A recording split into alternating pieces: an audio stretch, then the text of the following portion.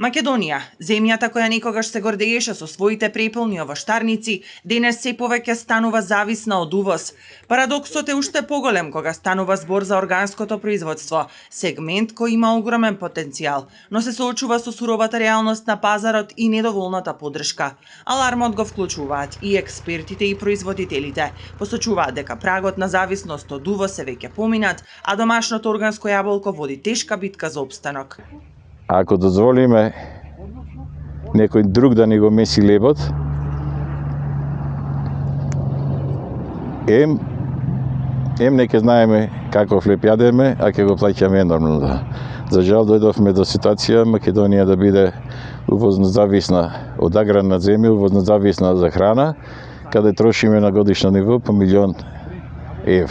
Замислете кога тие средства би ги инектирале во производството на храна. И посебно кој тоа е органско производство.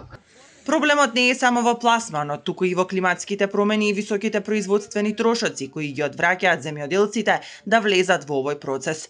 Без конкретна, брза и стратешка поддршка од државата, органското македонско јаболко ризикува да стане луксус на хартија, додека граѓаните во маркетите ќе продолжат да купуваат исклучиво увезени плодови. Разликата меѓу другите разлики од органското и конвенционалното производство е тоа што во органското производство не се дозволени никакви хемиски, односно никаква синтетичка хемија, препарати кои се уште помалце отрови, кои се произведени некаде во лабораторија, ами дозволено е сето она што е дозволено за користење во личниот човечки, во животот на човекот, да речеме како за консумација или нега или како чај во типот на чаеви, храна и така натака. Дека состојбата со домашното производство е критична, најдобро говорат бројките. Официјалните статистики покажуваат дека во последните 5 години увозот на овошје во земјава е зголемен за речиси 25%, додека површините под овошни насади се намалуваат со загрижувачко темпо од околу 3 до 5% на годишно ниво. Уште попоразителна е состојбата кај органското производство.